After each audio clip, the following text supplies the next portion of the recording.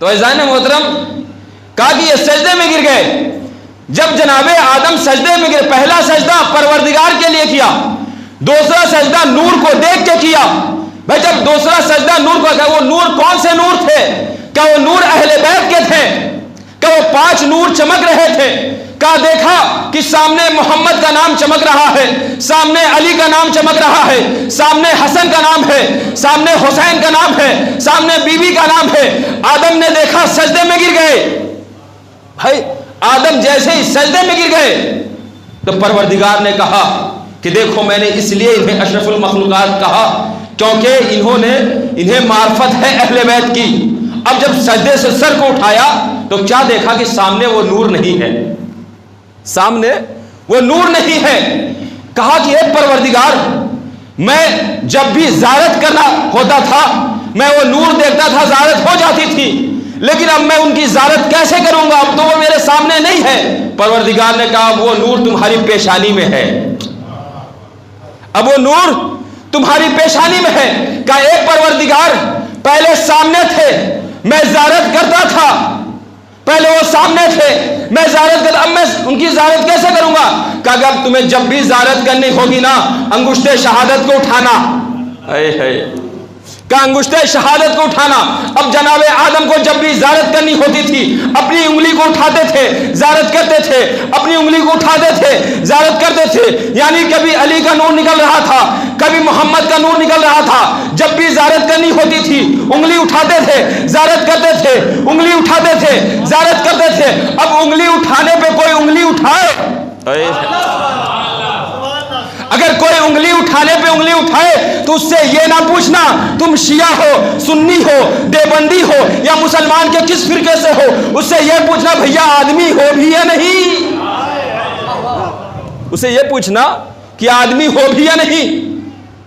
آدم کی سنت ہے یہ زیارت پڑھنا، آدم کی سنت کا. اچھا عزیزان محترم، اس لیے اگر کوئی ہم انگلی اٹھا اٹھا کر زیارت کرتے ہیں، گواہی دیتے ہیں. اب عزیزان محترم کہا کہ جناب آدم جب جنت میں آ گئے، بتایا کہ دیکھو زیارت جناب آدم سے ہے، تو کہا کہ ہم وضو کیوں کرتے ہیں عزیزان محترم؟ کہا وضو کے بھی پیچھے کچھ نہ کچھ ریزن ہے. کہا کہ پروردگار نے جناب آدم کو منع کیا تھا کہ تم فلاں پیڑ کے پاس نہیں جانا، تو جناب آدم اس کے باوجود جب شیطان جناب آدم کے پاس آتا ہے، چاہتا ہے کہ جناب آدم کو کہے کہ دیکھو فلاں پیڑ کے پھل کو کھا لو، بہکانا چاہتا ہے، جناب آدم نہیں بہکتے ہیں، تو زوجہ کے پاس جاتا ہے، زوجہ کے پاس جاتا ہے. زوجہ اصرار کرتی ہے. بھائی جناب آدم نے بتا دیا کہ زوجہ کی اصرار پر کوئی بھی انسان مجبور ہو جاتا ہے. بھائی مجبور ہو گئے، اس لیے کہ بہت سارے یہاں پہ ایسے بھی شخص ہوں گے جو ان کی اہلیہ کہتے ہیں کہ چلیے مجلس میں، نہیں سو جاتے، نہیں چلیے مجلس میں، اس لیے کہ عقیدے کے معاملے میں وہ بہت مضبوط ہوتی ہیں. ایک سلوات پڑھ دیں محمد والے.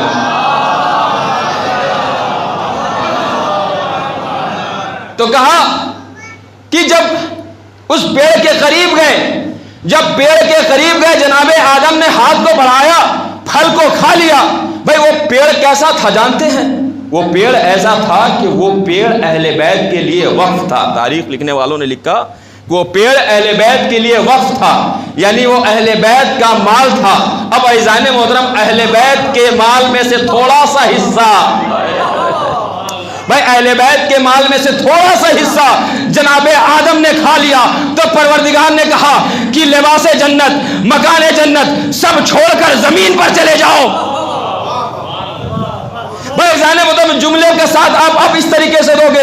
کہا کہ یہ آدم تھے، نبی تھے، پہلے نبی تھے، اہل بیت کو سجدہ کیا، پروردگار کو سجدہ کیا، اہل بیت کے وقف شدہ پیڑ کو کھا لیا تو پروردگار نے جنت سے نکال دیا. اب عزیزان محترم جو اہل بیت کے مال کو کھا کے بیٹھا ہو، میں صرف باغ فدق کی بات نہیں کر رہا ہوں، میں اپنی بھی بات کر رہا ہوں، میں صرف باغ فدق کی بات نہیں کر رہا ہوں. کہا کہ یہ خمس جانتے ہیں کسے کہتے ہیں؟ خمس کہتے ہیں اس میں دو حصہ ہوتا ہے، ایک ہوتا ہے سہم سادات، ایک ہوتا ہے سہم امام. چلیے سہم سادات کھا جائیں آپ، کوئی بات نہیں، ہم نہیں روکیں گے، لیکن اگر آپ سہم امام کھائیں تو گویا آپ نے باغ فدق کے حصے دار آپ بھی بنے. اس لیے وہ امام کا حصہ ہے. کہا امام کے حصے کو تھوڑا سا کھا لیا تو جنت سے نکال دیا. اب عزیزان محترم کوئی خمس کے حصے کو کھا جائے, اگر کوئی کھا جائے تو چھوڑ دو عزیزان محترم, اگر کوئی نکالے ہی نہیں, اگر کوئی نکالے ہی نہیں تو اس کا کیا ہوگا عزیزان محترم. کہا کہ ہم لوگ تو بہت چھوٹے پیادے ہیں, خمس نکالنا چاہتے ہیں بڑا آسانی سے نکل جاتا ہے, لیکن جو ایک بیگ سے نکالنا چاہے اس کے لیے بڑا مرحلہ ہے, اور ہمارے بھائی بیٹھے ہوئے ہیں وہ تفصیل سے بتا سکتے ہیں آپ کو. کہا کہ عزیزان محترم آخر جناب آدم کو جب نکال دیا گیا, جناب آدم جب زمین پر آئے تو رات ہو رہی تھی. جانتے ہیں جناب آدم جب زمین پر آئے تو رات ہو رہی ہے. مولانا نے بتایا ہوگا جناب آدم کہاں آئے تھے. تو جناب آدم جب زمین پر آئے تو رات ہو رہی تھی. جناب آدم گریا کرنے لگے, رونے لگے. بھائی جناب آدم رات بھر گریا کرنے لگے, رات بھر رونے لگے. اے جناب آدم رو کیوں رہے ہو, گریا کیوں کر رہے ہو؟ کہا کہ تمہیں نہیں پتا جنت میں کبھی رات نہیں ہوتی. بھائی جنت میں کبھی رات نہیں ہوتی. رات کیسے ہوگی؟ اس لیے کہ جنت جس کے صدقے میں بنی ہے وہ سراپا نور ہے. بھائی وہ سراپا نور ہے, تو کبھی رات نہیں ہو سکتی. موضوع خوش ہے, آپ خوش نہ بیٹھیں. قائزان محترم کبھی رات نہیں ہوتی. اب جناب آدم آئے, رات بھر گریا کرنے لگے, رات بھر رونے لگے. جب جناب آدم اس دنیا میں آئے تو پہلی رات گریے میں گزاری ہے, پہلی رات شبیداری میں گزاری ہے, پہلی رات گریے میں گزاری ہے. اب عزیزان محترم تم سے کوئی یہ کہے کہ تم شبیداری کیوں کرتے ہو, تم شبیداری کیوں کرتے ہو, تم گریا کیوں کرتے ہو, تم اس سے یہ نہ پوچھنا کہ تم مسلمان ہو کہ نہیں, اس سے یہ پوچھنا آدمی ہو بھی کہ نہیں. کیا اس سے یہ پوچھنا کہ تم آدمی ہو بھی کہ نہیں. اگر آدمی ہوگا تو آدم کی سنت پہ عمل کرے گا نا. کہا تب یہ جناب آدم اس دنیا میں آ گئے. کہا آدم تم جب اس دنیا میں آ گئے تو ایسا کرو کہ 2 رکعت نماز پڑھو. کہا 2 رکعت نماز کیوں؟ کہا کہ پہلی رکعت اس لیے نماز پڑھو کہ تاریکی جانے والی ہے, اور دوسری رکعت اس لیے پڑھو کہ روشنی آنے والی ہے. تو جناب آدم نے 2 رکعت نماز پڑھی تو ہو گئی صبح کی نماز 2 رکعت. کہا اچھا نماز پڑھنے سے پہلے تم وضو ضرور کرنا. کہا کیوں؟ کہا وضو اس لیے کرنا کہ تم نے اپنے ہاتھوں سے پیڑ کے پھل کو توڑا تھا, اپنے ہاتھوں سے پیڑ کے پھل کو توڑا تھا. کہا اچھا ٹھیک ہے ہم نے ہاتھ دھل لیا. کہا کلی کیوں کرے؟ کہا اس لیے کہ تم نے دہن میں ڈالا تھا لہذا کلی کرو. کہا پھر چہرہ کیوں دھلے؟ کہا کہ جب دہن میں ڈالو گے تو اثرات تو پورے باڈی پہ آتے ہیں نا, لہذا تم چہرہ دھلو. کہا ہاتھوں کو دھلو. اب عزیزان محترم جب پروردگار نے جناب آدم کو بتایا کہ دیکھو تم ایسے وضو کرو, جناب آدم نے وضو کیا. تب عزیزان محترم جو اگر وضو کا اعتراض کرے تو اس سے یہ نہ پوچھنا, بھائی اس سے یہ نہ پوچھنا کہ یہ وضو آدم کی سنت ہے, صبح کی نماز آدم کی سنت ہے, یہ زیارت آدم کی سنت ہے. اب عزیزان محترم یہ سب کے سب کام آدم کر رہے ہیں. تو آپ ایک سوال کریں گے کہ یہ بتائیے کہ بار بار مولوی صاحب کیا یہ آدمی اور مسلمان بنا لگا رکھے ہیں؟ تو اس کے پیچھے بھی ریزن ہے, ہم سے بہتر ریزن ہمارے پڑھے لکھے لوگ جانتے ہوں گے, کیونکہ میں تو ایک مولانا بیٹھا اور آپ لوگ تو ماشاءاللہ سے دنیاوی بھی ہم سے بہتر جانتے ہیں. آپ تصدیق کریں گے, اور اس میں تصدیق نہیں کریں گے تو میں یہیں سے مسائل پڑھوں گا. کہا کہ آخر کیا وجہ یہ ہے عزیزان محترم کہ ایک شخص گزرا ہے جس کا نام ہے ڈاروین. نام سنا ہے آپ لوگ؟ بولا نا, ہم سے بہتر جانتے ہیں. کہا ڈاروین کا عقیدہ یہ ہے کہ انسان جو ہے آدم سے نہیں, انسان بندر سے بنا ہے, انسان بندر سے بنا ہے. لیکن قرآن کو جو مانتا ہے وہ قرآن کہتا ہے کہ نہیں, انسان بندر سے نہیں بلکہ انسان آدم سے ہے. لیکن عزیزان محترم جب انسان آدم سے 2 گروپ چلا, ایک ڈاروین والا, ایک ہے قرآن والا. اب عزیزان محترم جو قرآن کو مانتا ہے وہ آدم کی سنت پر عمل کرتا ہے, اور جو ڈاروین کو مانتا ہے, اب عزیزان محترم جو ڈاروین کو مانتا ہے, آئیے تھوڑا سا یہاں پر ہم ریسرچ کر لیتے ہیں. کہا آدم کی سنت پہ جو عمل کرتا ہے وہ آدمی, یہ قرآن کو جو مانتا ہے. اور کہا کہ جو ڈاروین کی سنت میں کہا کہ ڈاروین پہلے اس لیے بندر کہا کہ آج ہم لوگ بہت بچپن میں ایک کتاب میں ہم نے ایک فوٹو دیکھی تھی کہ بندر پھر اس کے بعد ایسے اٹھا ایسے کھڑا ہوا پھر پورا انسان بن گیا. تو کہا اسٹیپ ٹو اسٹیپ پروگریس کرتے ہوئے بندر انسان بن گیا. تو اب ایزان مطلب جب بندر انسان بن گیا تو آج بھی بندر کے اندر کچھ خصلتیں انسانوں والی ہے کہ نہیں؟ ہے یا نہیں؟ کیا آپ بارہ بنکی چلے جائیں یا کسی اسٹیشن وغیرہ پہ جہاں زیادہ بندر پائے جاتے ہیں ایزان محترم، بندر کو تم ڈھیلا مارو وہ بھی تمہیں ڈھیلا مارے گا.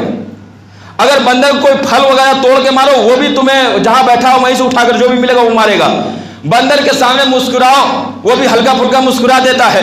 بندر کے سامنے تم سر کھجلاؤ وہ بھی کھجلائے گا. کر کے دیکھیے کبھی آپ ریسرچ کرنے والے، میں نے کہا ہر چیز میں غور و فکر کرنا ضروری ہے. کہا بندر کے سامنے تم سر کھجلاؤ وہ بھی کھجلانے لگے گا، لیکن بندر کے سامنے تم گریا کرو بھائی بندر کے سامنے تم گریا کرو بندر ٹینشن میں آ جائے گا. یہ کیا کر رہا ہے؟ کیا گریا انسان کی صفت ہے بندر کی نہیں. اب سمجھ میں آیا ہم مجلسوں میں مصائب کیوں پڑھتے ہیں، ہم ٹیسٹ کرتے ہیں کون ڈاروین والا ہے کون آدم والا ہے. مل کر بولے مل کر بولے.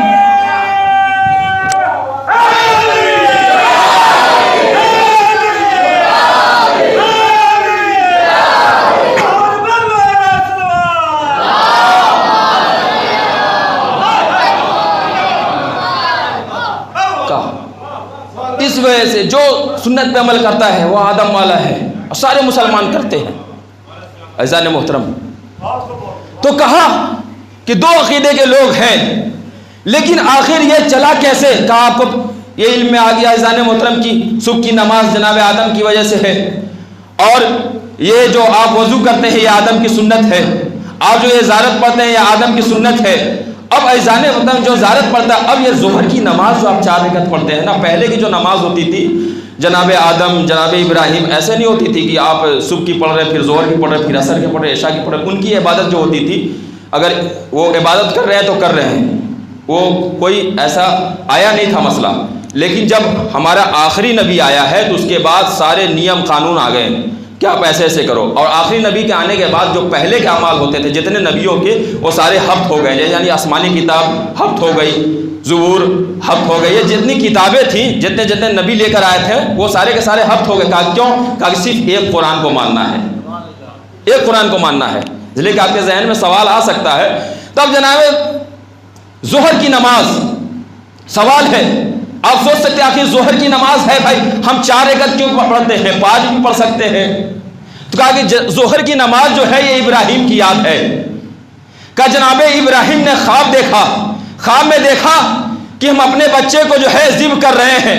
جناب ابراہیم اسماعیل کو لے کر چلے، جب اسماعیل کو لے کر چلے دمبا آیا اور جو ہے اسماعیل مر گئے، دمبا ذبح ہو گیا. پروردگار نے کہا ابراہیم 4 رکعت نماز پڑھو. ابراہیم نے کہا کیوں؟ کہا اس لیے 4 رکعت نماز پڑھو کہ پہلی رکعت اس لیے تم نے خواب دیکھا اس کو عمل بجا لیا، دوسری رکعت اس لیے تم نے اپنے بچے سے اصرار کیا وہ تیار ہو گیا. اس لیے کہ آپ بچے سے کچھ کہیں گے کیا فالتو بات کرتے ہیں آپ، فضول کی بات، کہیں قربانی ہوتی ہے ہماری. ایک صلوات پڑھ دیں محمد والے فوراً بچہ تیار ہو گیا. ڈانٹے گا نہیں ڈانٹے گا؟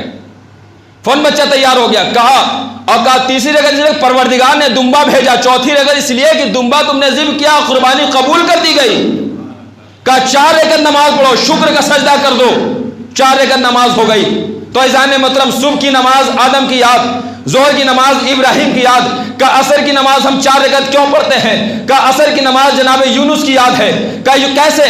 کہا جناب یونس نے جب روایت میں ملتا ہے کہ جناب یونس نے ترک اولیاء کی بنا پر تھوڑا سا دیر کر دیا تھا ولایت کی خبر کو پہنچانے میں. روایت میں ہے کہ ولایت کی خبر کو یا لیٹ ان کے پاس آئی تھی یا پہنچانے میں دیر کر دی تھی. پروردگار نے انہیں مچھلی کے پیٹ میں ڈال دیا، مچھلی نکلی انہیں نکل لی. نبی تھے، نبی.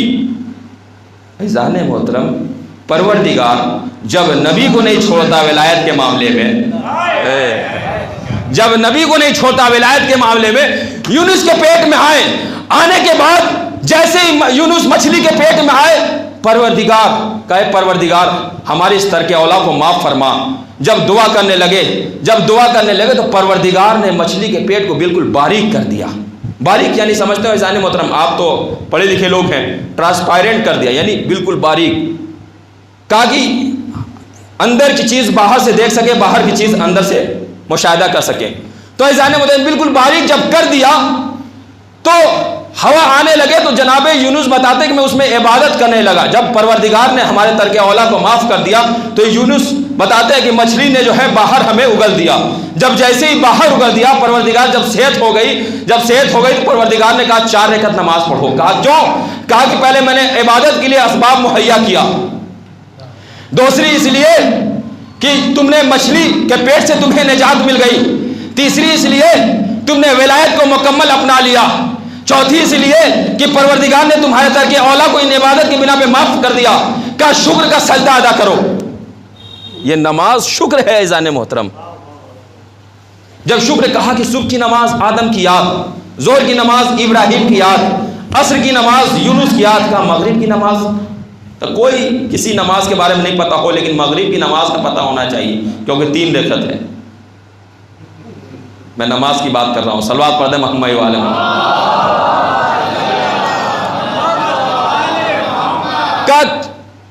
جب جناب مریم کے عصمت پہ سوال ہوا کہ تمہارا شوہر نہیں ہے پھر یہ بچہ کہاں سے آ گیا، وہ بچہ گویا ہوا اور گویا ہونے کے بعد بولتا ہے کہ انی عبداللہ، میں اللہ کا بندہ ہوں اور یہ میری ماں ہے، میں اللہ کی طرف سے بھیجا گیا ہوں. فوراً جناب عیسیٰ سے کہا گیا کہ ایسا ہے کہ تم 3 رکعت نماز پڑھو، 3 رکعت نماز پڑھو. کہا اچھا کیوں؟ کہا کہ تمہاری ماں کی عصمت کی حفاظت کی ہے پروردگار نے. کہا دوسری کیوں کہ آنے کے ساتھ ہی تم نے اپنی نبوت کا اعلان کیا ہے، تیسری اس لیے کہ تم شکر کا سجدہ پروردگار کے سامنے تم بجا لا رہے ہو. اب عزیزان محترم جیسے ہی ماں کی عصمت کو بچایا کہا کہ 3 رکعت نماز پڑھو. جب 3 رکعت نماز جناب عیسیٰ نے پڑھ لیا تو میں ایک سوال کرنا چاہتا ہوں. جناب عیسیٰ اور جناب یوسف 2 ایسے نبی ہیں جن کو بچپن میں پروردگار نے کہا کہ یہ 2 ایسے نبی ہیں. جناب یوسف جب ان کے عصمت کے اوپر بات آئی، جب ان کے دامن کے اوپر بات آئی، واضح کر کے میں بتا رہا ہوں، تو ایک بچہ تھا اس نے گواہی دی کہ نہیں یہ نبی ہیں اور ان کی خطا نہیں ہے. تو جانتے ہیں عزیزان محترم جناب یوسف کی گواہی کس نے دی؟ اس بچے نے دی. اور یہ جناب عیسیٰ جو ہے اپنی ماں کے لیے گواہی دیا. تو جانتے ہیں عزیزان جب جناب یوسف مصر کے بادشاہ بن گئے تو جب وہ بچہ بڑا ہو گیا، جوان ہو گیا تو وہ سامنے آیا. جب سامنے آیا تو کہا پروردگار نے کہ یوسف کیا تم اسے پہچانتے بھی ہو؟ کہا نہیں پروردگار میں نہیں پہچانتا. کون ہے یہ تو اس لیے گوارے میں تھا، کہاں پہچانیں گے. کہا کہ یہ وہی بچہ ہے جس نے تمہاری گواہی دی تھی. کہا پروردگار اب میں کیا کروں؟ کہا اسے تم اپنا ولی بنا لو. میں اس سے واضح نہیں کر سکتا میں. کہا اسے تم اپنا ولی بنا لو. کہا بچپن میں گواہی دی، جوانی میں ولی بنا لو. اب عیسیٰ نے مطلب ایک کو ولی بنا دیا. کہا ایک نبی اور ہے جسے عیسیٰ کہتے ہیں، عیسیٰ نے ماں کی عصمت کی گواہی دی، پروردگار نے اسے نبی بنا دیا. اے پروردگار میرا علی، اے پروردگار میرے علی نے بھی 2 گواہی دی ہے. ایک دعوت ذوالعشیرہ دی ہے، ایک رسول کے آگوش میں آ کے دی ہے. کہ پروردگار نے تجھے گھبرانے کی ضرورت نہیں ہے، بستر رسول پہ سلا کر نبی بناؤں گا، ہاتھوں پہ بلند کر کے ولی بناؤں گا. مل کر بولے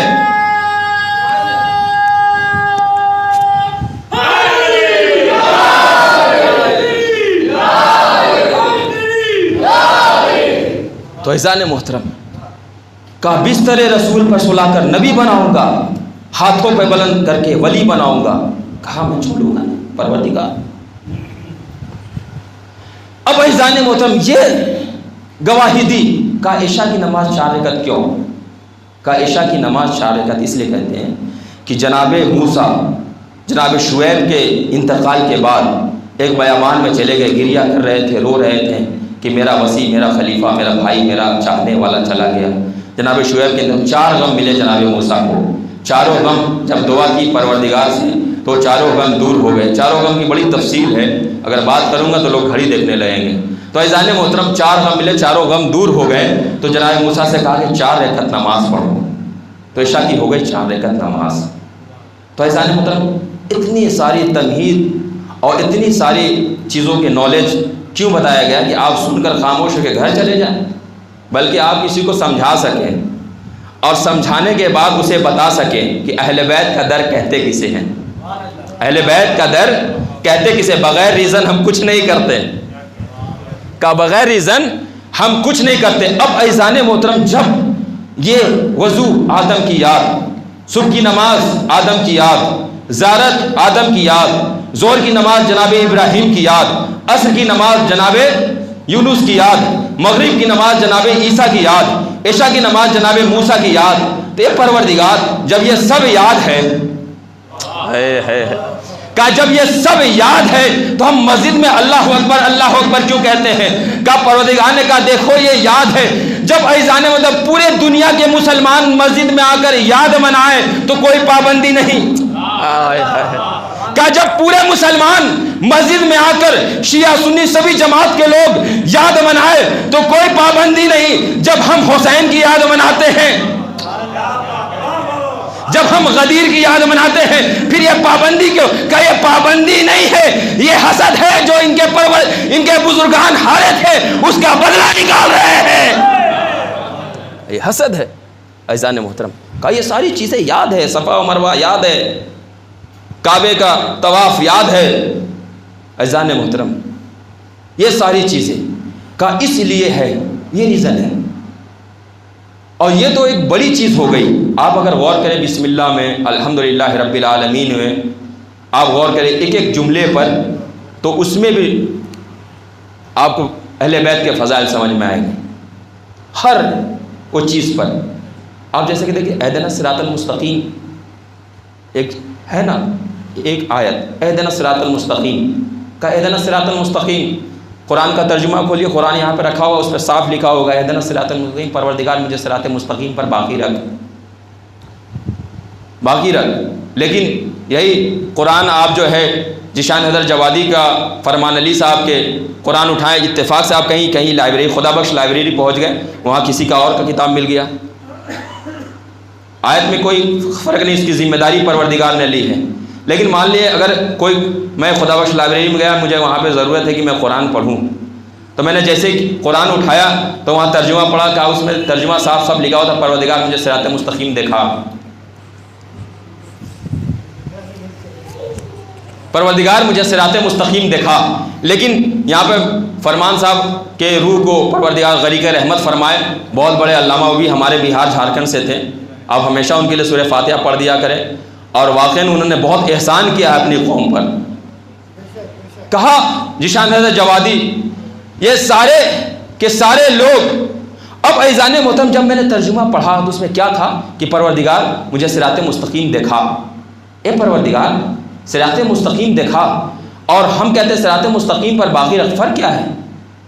یعنی آپ دیکھ رکھے ہیں، لیکن عزیزان محترم ہم نہیں کہتے ہیں، سارے لوگ کہتے ہیں، ہم ہر وقت نماز میں کہتے ہیں پروردگار، جتنی بار سورہ الحمد پڑھتے ہیں کہ پروردگار صراط مستقیم دکھا، آپ حج کے موقع پہ جاتے ہیں اگر وہاں سورہ الحمد پڑھا تو کہا پروردگار صراط مستقیم دکھا، آپ جن موقع پر پڑھتے ہیں پروردگار صراط مستقیم دکھا، پروردگار صراط مستقیم دکھا، جب ہم ان الحمد کو پڑھتے ہیں کہتے ہیں پروردگار صراط مستقیم دکھا، ہم جس مقام پر اگر شکر کا سجدہ بھی ادا کرتے ہیں پروردگار صراط مستقیم دکھا، پروردگار صراط مستقیم دکھا، اے پروردگار صراط مستقیم دکھا، اے پروردگار دے تو رحمان و رحیم ہے، پروردگار تو رحمان و رحیم ہے، انہیں صراط مستقیم دکھاتا کیوں نہیں؟ یہ گھبرا کر کہہ رہے ہیں صراط مستقیم دکھا، جھوم کر کہہ رہے ہیں صراط مستقیم دکھا، مچل کر کہہ رہے ہیں صراط مستقیم دکھا، اے پروردگار انہیں صراط مستقیم دکھاتا کیوں نہیں؟ انہیں صراط مستقیم دکھاتا کیوں نہیں؟ انہیں صراط مستقیم دکھاتا کیوں نہیں؟ پروردگار کہے گا میں نے صراط مستقیم انہیں دکھایا تھا، 1.25 لاکھ کے مجمع میں چلچلاتی ہوئی دھوپ پر، وہ قجاؤں کا منبر تھا، اونچا منبر تھا، میں نے رسول کو کھڑا کیا، دونوں ہاتھوں کو بلند کر کے کہا دیکھو یہ صراط مستقیم ہے، کہا دیکھو یہ صراط مستقیم ہے. اب جب صراط مستقیم چھوڑ کر کہیں میٹنگ میں بیٹھ گئے تو میری کیا خطا ہے؟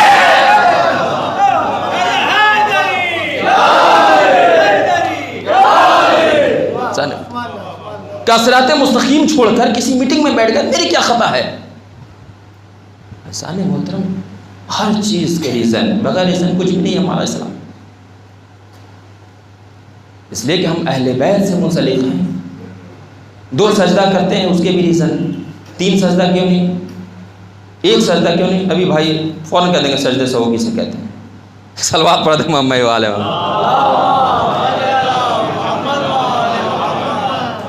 تو کہا 3 سجدہ کیوں نہیں؟ کہا کہ آدم نے 2 سجدہ کیا تھا، ایک پروردگار کے نور کو دیکھ کر اور دوسرا نور جو ہے اہل بیت کا تھا. ایسا نہیں ہوتا یہ پریکٹیکل میں کیسے آتا؟ وہ آدم نے کیا تھا دنیا بننے سے پہلے، پریکٹیکل میں کیسے آتا؟ مجھے سمجھ میں نہیں آتا، آپ کو بھی سمجھ میں نہیں آتا اگر حسین نہ ہوتے. کیا سن کہ اگر حسین نہ ہوتے کیسے؟ کہا کیسے؟ کہ مسجد نبوی میں جائیے، رسول سجدے میں ہیں، حسین صفے کو چیرتے ہوئے پہنچ گئے، پشت پر سوار ہو گئے. بھائی جب پشت پر سوار ہو گئے حسین تو ایک مرتبہ رسول نے دیکھا کہ حسین پشت پر ہے، رسول سجدے کو طول دینے لگے. جانتے ہیں انسان محترم 3 مرتبہ سبحان ربی الاعلیٰ و بحمدہ کہنا مستحب ہے. 7 مرتبہ آپ کہہ سکتے ہیں، 7 مرتبہ کے بعد آپ سبحان ربی الاعلیٰ و بحمدہ نہیں کہہ سکتے ہیں. مولانا تشریف فرمائے تصدیق فرمائیں گے. کہا اس سے زیادہ نہیں کہہ سکتے، لیکن رسول طول پہ طول دے رہے ہیں، طول پہ طول دے رہے ہیں. یہاں تک کہ روایت میں ملتا ہے کہ رسول نے 70 مرتبہ کہا سبحان ربی الاعلیٰ و بحمدہ، سبحان ربی الاعلیٰ و بحمدہ. اس کا ترجمہ جانتے ہیں کیا ہوتا ہے؟ کہ کون سی عظیم شخصیت بیٹھ گئی تھی جو پروردگار کہہ رہا سبحان ربی الاعلیٰ و بحمدہ، سبحان ربی الاعلیٰ و بحمدہ. کہا اب جب تاخیر ہوا پیچھے جتنے بھی نمازی تھے فوراً اٹھ کھڑے ہوئے کہ بھائی دانش بھائی کیوں آج تاخیر کر رہے ہیں؟ اور جب سارے لوگ اٹھ کھڑے ہوئے تو اٹھ کے دیکھنے لگے، سامنے عجب نور کو دیکھا. ہائے ہائے ہائے ہائے بھائی سامنے عجب نور کو دیکھا. اب ایزان محترم جتنے بھی صحابی رسول تھے، جتنے بھی وہاں پہ صحابی رسول تھے، چاہے وہ منکر تھے چاہے وہ اپنے تھے، سب نے سر اٹھا کے دیکھا، سامنے حسین کو دیکھا، سامنے حسین کو دیکھا. پہلا سجدہ خدا کے لیے کیا تھا، خدا کے جلال کے لیے کیا تھا، خدا کے خوشنودی کے لیے کیا تھا. لیکن جب سامنے حسین کے نور کو دیکھا، حسین کے پیکر کو دیکھا، حسین کے جلال کو دیکھا، کہنا نہیں پڑا سجدے میں گر گئے. بھائی کہنا نہیں پڑا سجدے میں گر گئے. کہا کہ وہاں پروردگار کے نور کو دیکھ کے آدم سجدے میں چلے گئے یا حسین کے نور کو دیکھ کے سجدے میں چلے گئے؟ بغیر ریزن کچھ بھی نہیں ہے، یہ حسین کا نور ہے. اور اتنے سارے لوگوں میں سے ایک انسان یہاں پہ کھڑا ہو کر کے، اپنے تو مومن لوگ ہیں لیکن باہر کے لوگ کوئی آئے اور کہنے لگے یہ کون سی بڑی بات ہے کہ سجدے میں چلے گئے. میں بھی نماز پڑھاؤں اپنے نواسے پوتے بیٹے کو کہہ دوں بیٹا ایسا ہے کہ میں جب نماز پڑھاؤں تو تم میرے پشت پہ آ کے بیٹھ جانا. اور ایسی سیٹنگ کرنے والے بہت سارے لوگ ہیں، چلنے والے لوگ پشت پہ آگے بیٹھ گئے. جب پشت پہ آگے بیٹھ گئے تو کتنی بار کہا تھا تاریخ بتاتی 70 یا 72، تو ٹھیک ہے 73 بار جیسے کہوں تم اتر جانا. اب 73 بار جیسے کیا وہ اتر گئے تو کہا بتاؤ اب گینز بک میں کس کا نام ہے؟ کہا کہ اب ورلڈ ریکارڈ ہمارا ہوا کہ نہیں ہوا؟ یہ کون سی بڑی بات تھی، یہ فضیلت اب ہماری ہوئی. اب ایزان محترم میں ایک بات آپ سے پوچھوں گا، چاہے وہ کوئی بھی مسلک کے لوگ ہیں، میں کوئی کسی بھی مسلک کے لوگ ہیں، سبھی کو یہ بات پتہ ہے، سبھی کو پتہ ہے کسی مسلک میں اس مسئلے پہ کوئی تضاد نہیں ہے کہ ہماری نماز ہمارا روزہ قبول ہے یا نہیں قبول ہے، کسی کوئی دعویٰ نہیں کر سکتا. یہاں تک کہ آیت اللہ بھی دعویٰ نہیں کر سکتے کہ ہماری نماز قبول ہے، دعویٰ کوئی نہیں کر سکتا ہے. چاہے وہ آب زمزم سے وضو کرنے کے بعد نماز پڑھے پھر بھی اسے دعویٰ نہیں کر سکتا ہے ہماری نماز قبول ہے یا نہیں، ہمارے قنوت قبول ہے یا نہیں، ہمارے تشہد قبول ہے یا نہیں، ہمارے سلام قبول ہے یا نہیں، ہمارے رکوع قبول ہے یا نہیں، ہمارے ارکان نماز قبول ہے یا نہیں، عزیزان محترم ہمارے سجدے قبول ہے نہیں، اس لیے کہ ہمیں پتہ نہیں ہے کہ ہمارے سجدے قبول کی نہیں، ہمارے ارکان قبول کے نہیں، ہماری نماز قبول کی نہیں، ہمارے وضو قبول کے نہیں، ہمارے اعمال قبول کے نہیں، ہمیں پتہ نہیں۔ عزیزان محترم جو قبول کو رکھوا دے، بھائی رسول کا حلف فعل قبول، رسول کا تشہد بھی قبول، رسول کا بھائی پڑھنا بھی قبول، رسول کا سونا بھی قبول، رسول کا اٹھنا بھی قبول، رسول کا بیٹھنا بھی قبول، رسول کا بات کرنا بھی قبول، اس لیے کہ وہ کچھ بھی نہیں بولتے بغیر وحی کے۔ اب عزیزان محترم حسین اس ذات کا نام ہے جو قبول کو رکوا دے، ان فضول کی کیا اوقات؟ بھائی جو قبول کو رکوا دے، ان فضول کی کیا اوقات؟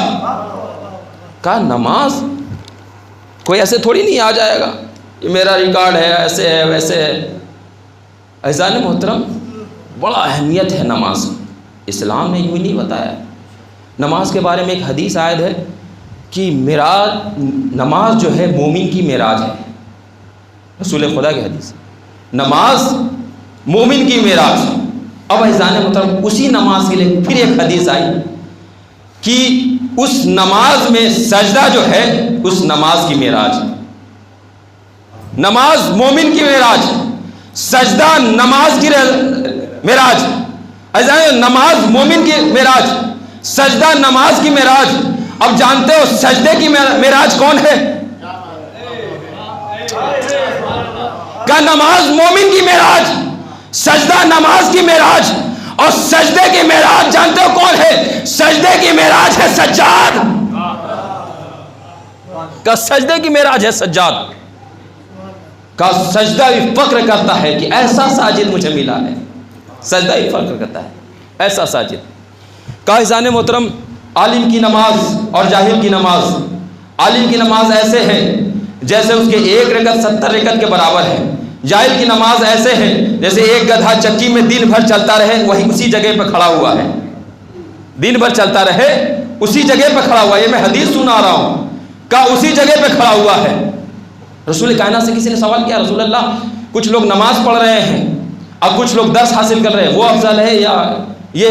کہا کہ وہ جو درس حاصل کر رہے ہیں وہ۔ رسول کیوں؟ کہا کہ پہلے یہ درس حاصل کریں کہ نماز کیسے پڑھا جاتا ہے، اس کے بعد معرفت کے ساتھ نماز پڑھیں، تب جا کر قبول ہوگی۔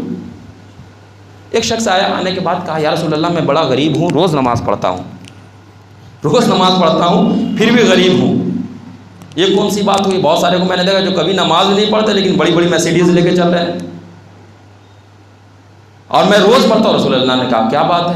اور انسان اسی روز نماز نہیں پڑھتا تھا، روز سب سے پہلے آ جاتا تھا، پورے جان نماز کو لگاتا تھا، چراغ روشن کرتا تھا، اور سب سے پہلے روز کچھ نہ کچھ وہ ڈبہ رکھا اس میں ڈال بھی دیتا تھا، نکالتا نہیں تھا، ڈالتا تھا۔ ایک صلوات پڑھ دے محمد والے کا اس میں ڈال بھی دیتا تھا۔ اب جب روز نماز وہ پڑھتا تھا عزیزان محترم، تو آیا، آنے کے بعد کہا کہ ہم غریب کے غریب ہیں، میرا کوئی بزنس نہیں چلتا، جو بزنس ڈالتے ہیں فلاپ ہو جاتا ہے۔ رسول نے کہا کہ اچھا ایسا کر، ایک درہم نکالا، اٹھا کر کے دے دیا کہ جا اس سے بزنس کر۔ وہ گیا، جانے کے بعد بزنس کیا، بڑا بزنس اس کا فروغ کر گیا، پورا مکہ مدینہ کوفہ ہر طرف اس کا نام چرچا، بڑا رئیس بن گیا۔ رئیس جب بن گیا تو عزیزان محترم پورے ہفتے نظر نہیں آیا مسجد میں۔ رسول نے بھائی دیکھا کہ پورے ہفتے نظر نہیں آ رہا ہے۔ جمعے کے دن آیا، جمعے کے دن جب وہ آتا ہے تو سب سے پچھلے صف میں، اس لیے کہ تھوڑا تاخیر ہو گئی تھی، بزنس ہو گیا تھا اس کا، سب سے پیچھے صف میں آیا اور آ کے کھڑا ہو گیا۔ بھائی جب نماز ختم ہو گئی تو سوچا کہ چلو رسول کا شکریہ ادا کر دو، ہماری ہیلپ کی تھی۔ اے رسول اللہ آپ کا شکریہ۔ کہا کہ تم نماز میں نہیں آتے اب؟ کہا کہ رسول اللہ پہلے کی بات اور تھی، اب کی بات اور ہے۔ کیا سن؟ کہا پہلے کی بات اور تھی، اب کی بات اور ہے۔ کیا ہوا؟ کہا پہلے یہ تھا فرصت ہی فرصت تھا، کچھ نہ بزنس تھا، نہ کچھ کام چل رہا تھا، نہ دھندا چل رہا تھا، جو مسجد تھی وہ ہم تھے، ملا کی دوڑ مسجد تھی، اس لیے کہ دن بھر میں نماز پڑھتا تھا، دعا کرتا تھا بھائی پروردگار بزنس چل۔ لیکن اب یا اللہ آپ کے فضل و کرم سے رسول اللہ بڑا بزنس چل رہا ہے ہمارے، بہت سارے ہم نے کمپنی، اور یہ جو آج کے دور کی میں بات کر رہا ہوں، اس دور میں جو ہوتا تھا اس نے ساری چیزیں بتائی کہ میں نے بہت ساری چیز لے لی ہے اور بھی فرصت نہیں ہے کہ میں آؤں، لیکن ہاں جمعے کی بات ہے، فضیلت ہے، آپ کے پیچھے آتے ہیں اس لیے میں جمعے میں آ گیا، کا بڑا احسان۔ رسول اللہ نے کہا کہ ایسا ہے کہ وہ جو میں نے درہم دیا تھا وہ مجھے دے دو، اس لیے کہ اب تو بزنس مین بھائی، میں نے قرض لے کر کے کسی صاحب سے قرض لیا تھا، اب وہ بھائی انہوں نے مانگ لیا کہ اب تم بڑے آدمی بن گئے تو ہمارا قرض واپس کر دو۔ اس نے واپس کر دیا۔ جب اس نے درہم واپس کر دیا تو گیا، اور جانے کے بعد پھر سے 1 ہفتے بعد واپس آ گیا، اور سب سے پہلی صف میں پورا شکر کا سجدہ کر رہا ہے۔ رسول نے کہا کہ تم تو چلے گئے تھے پھر بزنس؟ کہا کہ رسول اللہ میرا سارا بزنس تباہ برباد ہو گیا، اب میں کیا کروں، اب میرا کوئی کام ہی نہیں چلتا ہے، اس لیے میں آیا ہوا ہوں۔ اچانک رسول نے مسکرا کر کہا کہ پروردگار اگر کسی کو دیتا بھی ہے تو اس کا فیوچر دیکھ لیتا ہے، کہا کسی ایسے نااہل کو نہ دے جو اس کو سنبھال نہ سکے۔ ایک صلوات پڑھ دے محمد والے محمد۔ اس لیے کہ نااہل کو پروردگار کچھ نہیں دیتا، پروردگار جانتا ہے کہ اگر میں اس کو دے دوں گا تو شاید فساد برپا کرے گا، شاید اس کا غلط یوز کرے گا، مس یوز کرے گا عزیزان محترم۔ اسی لیے پروردگار اسے عطا کرتا ہے جو اس لائق ہو۔ اس لیے کہ پروردگار کا چاہنے والا علی جب تلوار چلاتا ہے تو 7 پشتوں 7 نسلوں کو دیکھ لیتا ہے۔ یہ تو پروردگار ہے، ہمارا فیوچر جانتا ہے کہ اگر اس کو دے دیں گے تو ہو سکتا ہے یہ سنبھال نہ سکے اور غلط راستے پہ چلا جائے، لہٰذا نہیں ہے، ریزن ہے، بغیر مصلحت کے کچھ بھی نہیں ہے۔ کہا عزیزان محترم یہ وجہ ہے، آنے والے تو بہت سارے لوگ آئے، میرے ہاتھ میں انگوٹھی ہے، رکوع میں مولا ہمارے ہیں، سوال کیا، مولا نے انگوٹھی دے دی، ہے واقعہ آپ کے ذہن میں؟ مولا نے انگوٹھی دے دی، جب مولا نے انگوٹھی دے دی تو فوراً سے آیت آ گئی، جب آیت آ گئی تو پورے میں شور برپا گیا، کیا انگوٹھی دی آیت آ گئی؟ جب انگوٹھی دی آیت گئی تو وہاں پہ بھی سیٹنگ باز تھے اس زمانے میں بھی، ارے باپ رے ان کے لیے آیت آ گئی۔ کہا کہ ایسا ہے 3-4 فقیروں کو سیٹنگ کیا، کل جب میں رکوع میں رہوں نا، میں روایت ہے یہ، آپ جا کتاب پڑھیں، ایک مولانا جانتے ایک القطرہ کتاب ہے جو کہ ایران میں بڑا زبردست کتاب ہے، اس کا بھی شاید اردو میں بھی ترجمہ ہو گیا ہوگا۔ کہا اس میں ایسے ایسے فضائل لکھے ہوئے مولا کے، کہا کہ جب اس دور میں سارے لوگوں نے سیٹنگ کر لیا، آج بھی خرافات دماغ ہے، کہا کہ جب سیٹنگ کر لیا، کہا کہ یہ رکوع میں ہم بھی رکوع میں دیں گے، اب وہ بہترین پہن کر کے گئے اور کہا کہ جب میں رکوع میں جاؤں آنا بھی نہیں، وہ اپنے اپنے انداز سے بھیک مانگ رہے ہیں، کوئی ترانے میں آ رہا ہے، کوئی ترنم میں آ رہا ہے، کوئی تحت میں آ رہا ہے عزیزان محترم، اور سب اپنے اپنے ڈھنگ سے بھیک مانگ رہے ہیں، وہ ایسے کر رہے ہیں، انگوٹھی لے جا رہا ہے بیچارہ، وہ فقیر کا بھی بول والا ہے، اب انگوٹھی لے جا رہا ہے لیکن آیت آ نہیں رہی ہے، انگوٹھی لے جا رہا ہے آیت آ نہیں رہی، کہا یہ کون سی بات ہوئی یا رسول اللہ، انہوں نے دیا تو آ گئی، ہم نے دیا تو نہیں آیا۔ وہ جن کے نام کبھی بھیک بھی نہیں ملتی، وہ جن کے نام کبھی بھیک بھی نہیں ملتی، تم ان کے نام پہ جنت کہاں سے پاؤ گے؟ کہا کہ آخر آیت نہیں آئی، کہا کہ دیکھو آیت وہاں آتی ہے جہاں نیت صاف ہوتی ہے، کہا کہ انہوں نے خلوص سے دیا تھا، تم نے خلوص سے نہیں بلکہ جلوس نکال دیا تھا۔ کہا آج بھی فقیر آتے ہیں عزیزان محترم، بھیک مانگتے ہیں، کبھی کسی کونے میں سنا ہے مولا کے نام پہ مانگتے ہیں، علی کے نام پہ مانگتے ہیں، اللہ کے نام پہ مانگتے ہیں، اور کسی کے نام پہ مانگا ہے؟ بتائیے، تاریخ ہے ایسی؟ نہیں ہے۔ اب کہیے گا بھی تو نہیں مانگے، کہ نہیں بیٹھ نہیں رہا ہے، گڑبڑا جا رہا ہے، شاعر ہیں، ایک صلوات پڑھ دیں محمد والے محمد۔ آج ہماری آخری مجلس ہے، ہم کو اس کے بعد بلائیے گا نہیں، کوئی بات نہیں، ایک بات اور پڑھ دیں محمد والے۔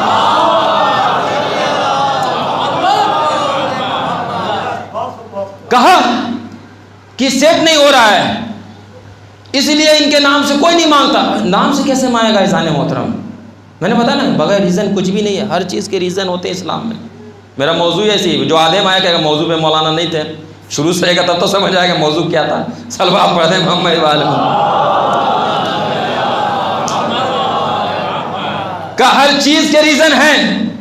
اب عزیزان محترم کا ہر چیز کے جب ریزن ہے، کہا کہ ایک کائنات میں ایسی ذات گزری ہے کہ میرا سلام ہو ان کے اوپر، کیا نام ہے، جو اشرف علی تھانوی، یاد آ گیا مولا کرم، اشرف علی تھانوی پہ سلام ہو۔ کہ اشرف علی تھانوی ایک ایسی ذات ہے کہ اشرف علی تھانوی جانتے کون ہے؟ اشرف علی تھانوی دیوبندی ہیں اور دیوبندی مسلک کے بہت بڑے امام ہیں اشرف علی تھانوی، جن کے موجب وہابیت کہا جائے تو صحیح ہوگا، یعنی وہابیت ان سے چلی اشرف علی تھانوی سے۔ ایسا نہیں محترم، جب اشرف علی تھانوی، ان کے نام کے بیچ میں علی کیوں ہے؟ کہ ان کے نام کے بیچ میں علی کیوں ہے؟ کہ اشرف علی تھانوی کے نام کے بیچ میں علی اس لیے ہے کہ ایزان محترم ان کی ماں علی کی بہت بڑی چاہنے والی تھی، ان کی ماں علی کی چاہنے والی تھی، اور ان کے جو باپ تھے وہ کسی اور کے چاہنے والے تھے۔ ان کے ہاں جب بھی بچہ پیدا ہوتا تھا بچہ انتقال کر جاتا تھا، بچہ پیدا ہوتا تھا بچہ انتقال کر جاتا تھا۔ وہ جو ماں تھی ایک کسی بوڑھے سے بزرگ سے ملی، کہا ایسی بات ہے، تو کہا کہ یہ بتا تیرے شوہر کا کیا نام ہے؟ انہوں نے نام بتایا فلاں ابن فلاں۔ کہا کہ تیرا نام؟ کہا کہ میں علوی ہوں۔ کہا کہ شوہر کچھ اور، تو ہے علوی۔ کہا ایسا کر کہ اب جو بچہ پیدا ہو وہ علی کے نام پہ رکھ، اب جو بچہ پیدا ہو تو علی کے نام پہ رکھ۔ اب جب اس نے علی کے نام پہ رکھا اشرف علی تھانوی، تو پروردگار وہ بچہ زندہ ہی نہیں ہے، اتنا زندہ ہے کہ آج ہر لوگ اسے اپنا ایک مسلک بنا کر بیٹھے ہیں، اتنا مانتے ہیں کہ ہر گھر میں اس کا نام گونج رہا، اشرف علی تھانوی۔ اب ایزان مطلب ایک جملہ میں آپ کی خاموشی کو توڑنے کے لیے، جس کا نام کسی کو زندگی نہ دے سکے، بھائی جس کا نام زندگی نہ دے سکے اس کا نام تمہیں جنتی کہاں سے بنائے گا؟ بھائی جس کا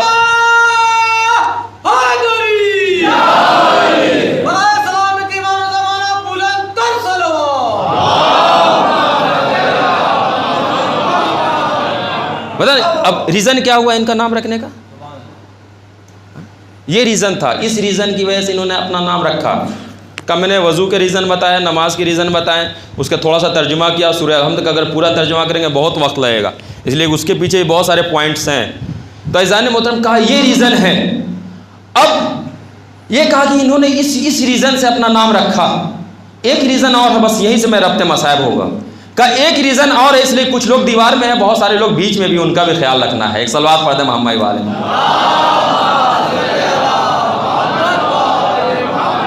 کا ایک ریزن، بہت بڑا ریزن، ایک ہے ڈی ایف کراکا، ایک ہے Hemant Kurkure.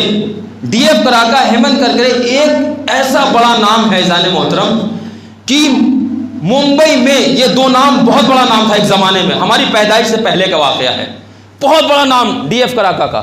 D F کراکا writer تھے، وہ لکھتے تھے، پیپر میں بھی لکھتے تھے، اپنی کتاب بھی لکھتے تھے، اور وہاں پہ ڈی ایف کراکا بتاتے ہیں کہ میرا جو دوست تھا ہیمنت، وہ میرا بہت جگری دوست تھا، میں نے ایک دن کتاب میں لکھ دیا کہ علی کا سیدھا راستہ، علی کا سیدھا راستہ۔ وہ آنے کے بعد کہا تم نے کتاب میں یہ کیوں لکھ دیا؟ ہم تو ہندو ہیں، ناستک ہیں، اور ہم اسے مانتے نہیں، یہ مسلمانوں کا خلیفہ ہے۔ اب جب یہ مسلمانوں کا خلیفہ ہے ایزان محترم، تو کہا کہ تم نے کیوں لکھا؟ کہا کہ میں نے خواب میں دیکھا، اور خواب میں ایسے ہی دیکھا جیسے کہ میرے سامنے انگلی ہوتی ویسے میرے سامنے مولا کھڑے ہوئے ہیں، کھڑے ہونے کے بعد کہتے تو میرے روضے پر آ، تو میرے روضے پر آ۔ اس لیے میں نے کہا کہ علی کا سیدھا راستہ، اب میں زیارت کے لیے ضرور جاؤں گا۔ کہتا تو زیارت کے لیے جائے گا؟ تو ناستک ہے، ہم لوگ کسی کو نہیں مانتے۔ کہ نہیں، میں زیارت پہ جاؤں گا، سلام ہو اس ہندو کو۔ آج بھی کروڑوں لوگ زیارت پہ جاتے ہیں، اس میں ہندو بھی ہوتے ہیں، سنی بھی ہوتے ہیں، صرف شیعہ نہیں ہوتے، ہر مسلک کے لوگ ہوتے ہیں جو امام کو چاہتے ہیں۔ کہا جب اس نے لکھ دیا کہ مجھے زیارت پہ جانا ہے، اس نے کہا کہ تو زیارت پہ؟ کہا ہاں۔ کہا کہ میرے سامنے مولا کھڑے ہوئے تھے، ایسے سامنے کھڑے ہوئے تھے جیسے تیرے داڑھی کے بال کتنے سفید ہے کتنے بلیک ہے میں بتا دوں گا، اسی طریقے سے مولا میرے سامنے کھڑے ہوئے تھے۔ سفید اور بلیک سے ایک بات یاد آ گئی کہ مولا سے کسی نے سوال کیا، مولا آپ سے کوئی سوال پوچھتا آپ فوراً جواب دے دیتے ہیں، آخر آپ کچھ سوچتے بھی نہیں ہیں۔ مولا نے کہا بتا تیرے ہاتھ میں کتنی انگلی ہے؟ اس نے فوراً کہا 5۔ کہا تم نے سوچا کیوں نہیں؟ کہا کہ مولا میرے سامنے ہے۔ مولا نے کہا تیرے سامنے تیری انگلیاں ہیں، میرے سامنے پوری کائنات ہے۔ اب ایزان محترم یہ کہتا کہ میں زیارت پہ چلا، جب میں زیارت پہ چلا تو میں جب وہاں پہنچا تو 13 رجب سے پہلے 10 رجب کو میں وہاں پہنچ گیا. جب میں 10 رجب کو پہنچ گیا، 10 رجب کس کی ولادت ہے؟ محمد تقی یا علی نقی شاید. کہا 10 رجب کو میں پہنچ گیا. جب میں 10 رجب پہنچ گیا ایزان محترم تو وہاں گارڈ وارڈ دے دیا گیا، اس لیے کہ یہ بہت بڑا رائٹر تھا. گارڈ وارڈ دے گیا، وہ گارڈ لے کر کے چلا. ایک مجاور باہر آیا، کہا کہ تمہیں مولا نے نہیں بلایا ہے، تم واپس جاؤ. اس نے سوچا کہ شاید مجھ سے کوئی خطا ہو گئی. یہ رات میں سویا، کہا کہ مولا نے کہا کہ میں نے تمہیں بلایا تھا، تم گارڈ لے کر کے آ رہے ہو. وہ کہتا ہے کہ میں 13 رجب آنے والی تھی، میں مایوس ہو گیا کہ اب شاید میں زیارت نہیں کر پاؤں گا. وہ کہتا ہے کہ میں زیارت کے لیے آمادہ ہو رہا تھا کہ وہاں کا کمانڈر آیا. آنے کے بعد کہتا ہے کہ 13 رجب آنے والی ہے، تم 13 رجب میں چلے جاؤ. سارے لوگ جاتے ہیں، تم 13 رجب میں چلے جاؤ. جو 13 رجب میں گئے ہوں گے حضرات وہ جانتے ہیں کہ کتنی بھیڑ ہوتی ہے. جو اربعین میں جاتے ہیں وہ جانتے ہیں کتنی بھیڑ ہوتی ہے. 13 رجب کو بھی ایسی بھیڑ. وہ کہتا ہے جب میں چلا ہوں تو میری سانس جو ہے دھڑک رہے تھے، اس لیے کہ میں بزرگ بھی ہو گیا تھا. اب میں ہارٹ کا پیشنٹ تھا، ایسے پہلے میرے کو کئی بار ہارٹ بھی اٹھ چکا تھا. وہ کہتا اپنی کتاب میں لکھتا ہے کہ علی کا سیدھا راستہ. جب میں چلا ہوں نجف کے لیے بغداد سے، جب میں بغداد سے نجف کے لیے چلا ہوں تو وہ بتاتا ہے کہ میں بھیڑ میں اس طریقے سے پسینے پسینے ہو رہا تھا، میری سانسوں سے سانسیں ٹکرا رہی تھی، میرا سینہ چھل رہا تھا. لیکن ایزان مطلب میں جیسے جیسے پریشان ہو رہا تھا ہر بات پہ یہی کہتا تھا یا علی مدد. میری سانس رک رہی تھی، میں کہہ رہا تھا یا علی مدد. میرے پسینے چھلک رہے تھے، میں کہہ رہا تھا یا علی مدد. میرے سینے سے سینے ٹکرا رہے تھے، میں کہہ رہا تھا یا علی مدد. ایسا لگ رہا تھا میری جان نکل جائے، میں کہہ رہا تھا یا علی مدد.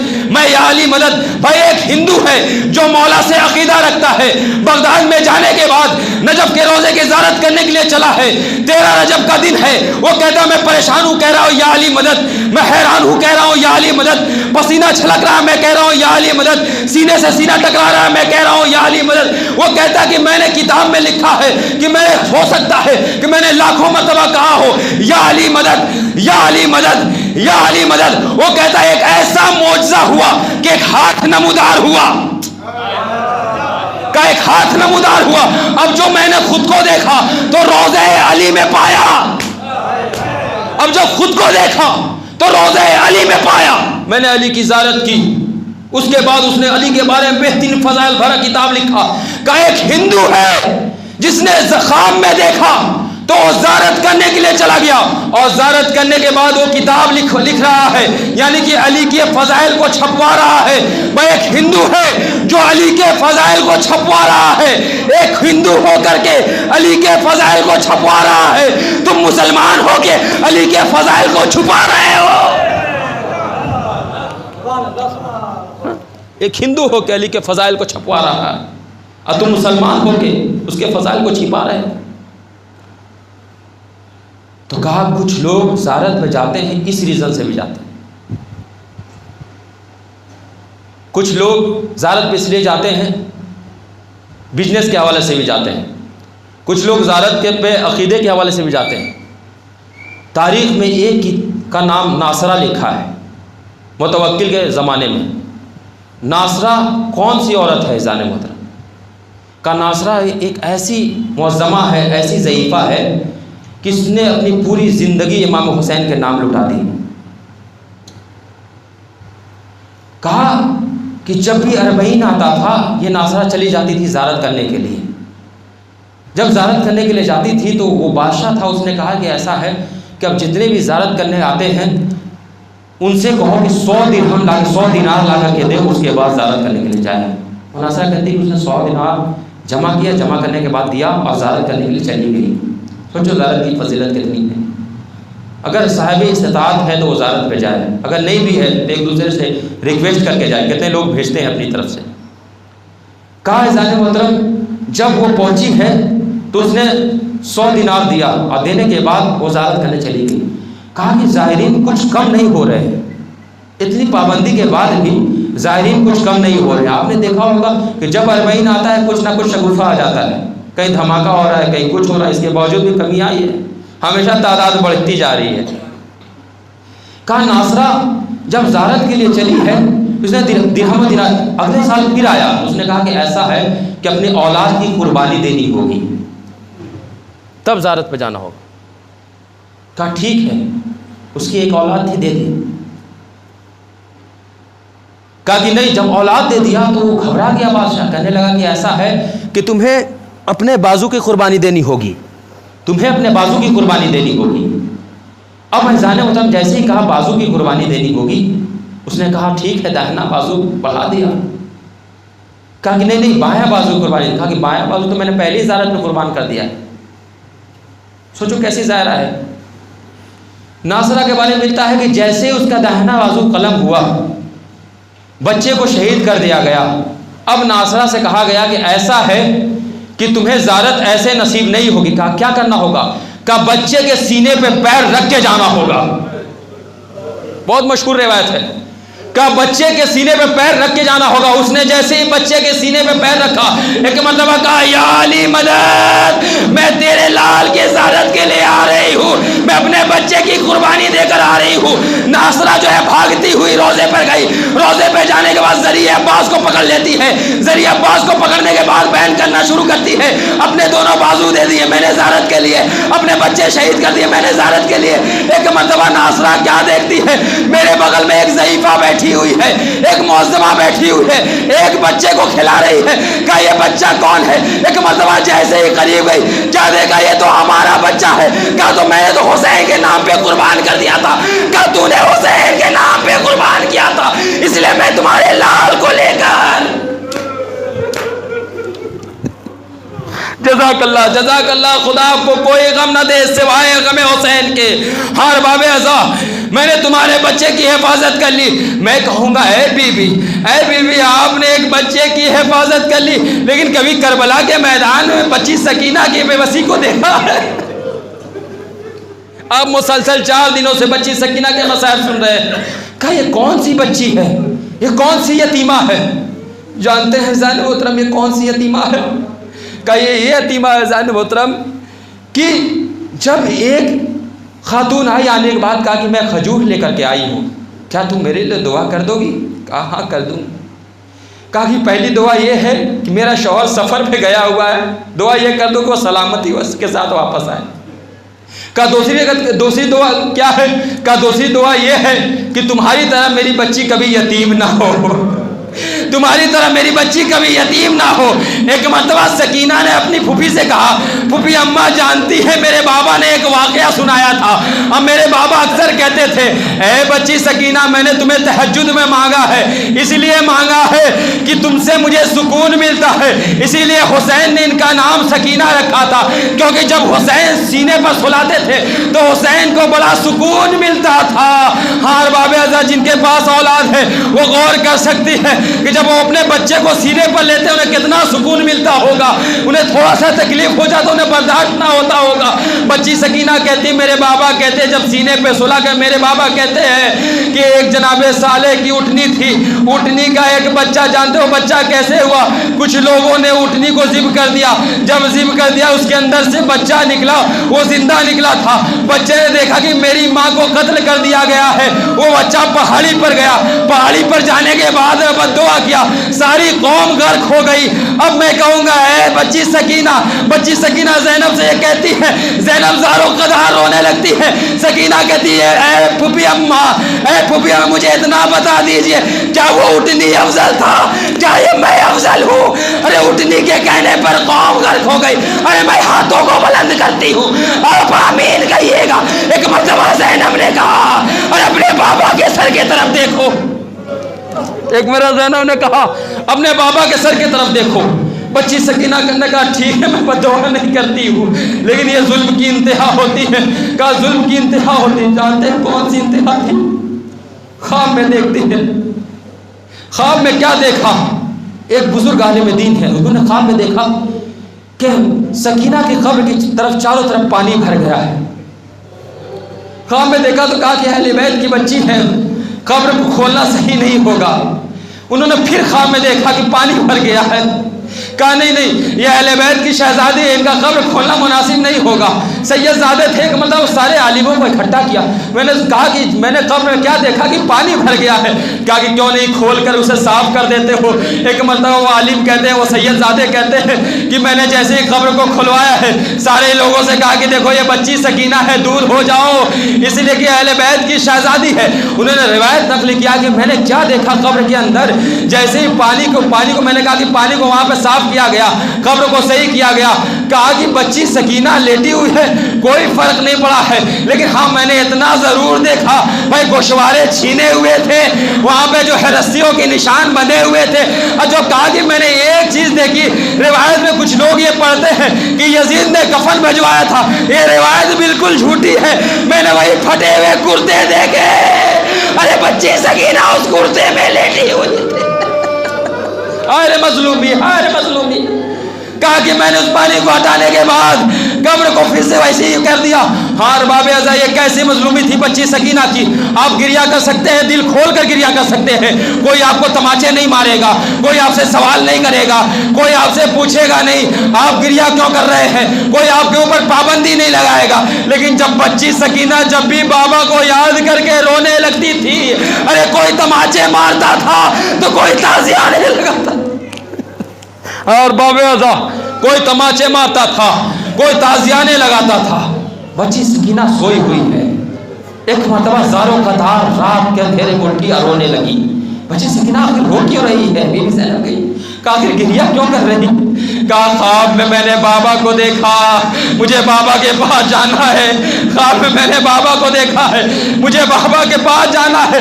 اب جیسے ہی بچی سکینہ نے کہا کہ کس کے رونے کی آواز آ رہی ہے، یزید نے جیسے ہی پوچھا، کسی نے کہا کہ ایک بچی ہے جو حسین کی لاڈلی ہے، وہ کہتی مجھے بابا کے پاس جانا ہے، کہ یہ تشت لے جاؤ، لے جانے کے بعد اس بچی سکینہ کو دے دو۔ اب جیسے ہی تشت آیا ہے نا، ارے بچی سکینہ نے کہا میں بھوکھی نہیں ہوں، مجھے کھانا نہیں چاہیے، مجھے بابا کے پاس جانا ہے۔ جب وہ تشت قریب آیا، کیا دیکھا بابا کا سر ہے، اپنے رخسار کو بابا کے رخسار کے اوپر رکھ دیا، اور رکھنے کے بعد بیان کرنے لگی، اے بابا مجھے آپ کے پاس آنا ہے، اے بابا مجھے آپ کے پاس آنا ہے۔ اب جیسے ہی زینب نے سہارا دینا چاہا، ارے کیا دیکھا بچی کی روح قفس انصری سے پرواز کر گئی۔ زینب تڑپ کے کہنے لگی، اے میرے لال سجاد، ارے تمہاری بہن نہیں رہی۔ سید سجاد آئے، آنے کے بعد کہا بچی کو میرے ہاتھوں میں دے دو۔ بچی کو لیا، لینے کے بعد زندان میں ایک قبر بنائی، قبر بنانے کے بعد کہا اے بابا، اے بابا، اے 72 کے عزادار بابا، میں آپ کی امانت آپ کو سونپنے آیا ہوں۔ اب جیسے ہی سید سجاد نے کہا تو ہاتھ نمودار ہوئے۔ حسین نے کہا ارے میری امانت کو میرے حوالے کر دو، میری بچی سکینہ اب ہمارے سینے پر سوئے گی۔ انا للہ و انا الیہ راجعون۔ رضم بقضائہ تسلیم ربنا تقبل منا انک انت السمیع العلیم۔